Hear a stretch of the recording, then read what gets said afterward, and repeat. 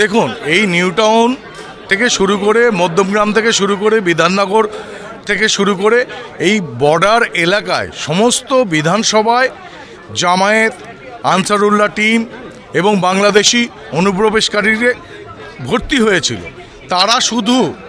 তারা শুধু এদেশের ভোটাধিকারই অর্জন করেনি তৃণমূলের বদন্যতায়, তারা আধার কার্ড থেকে শুরু করে সরকারি সুবিধা পর্যন্ত ভোগ করত।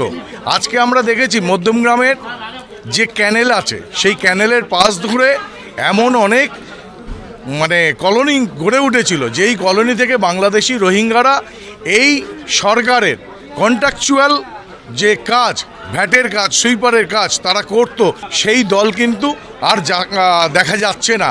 আজকে দেখা যাচ্ছে এখানে টোটো গাড়ি চালাতো যারা, তারা টোটো গাড়ি কম পয়সায় বিক্রি করে দিয়ে চলে যাচ্ছে। তো এই ইসিআই যে ব্যবস্থা করেছে, অটোনমাস একটা সংস্থা ইলেকশন কমিশন, সে তার নিয়ম নীতির মধ্য দিয়েই এটা করবে। পিসি যতই চেঁচাক, ইসি কিন্তু কোনোভাবেই বরদাস্ত করবে না। আর মমতা বন্দ্যোপাধ্যায়ের এই ভুতুড়ে ভোটার, অনুপ্রবেশকারী ভোটারদের নিয়েই ভোট বৈতরণী পার হওয়ার চেষ্টা করেছে। এই অনুপ্রবেশকারীরা যদি চলে যায় তাহলে আবার বিজেপির হাত ধরে সোনার বাংলা গড়ে উঠবে।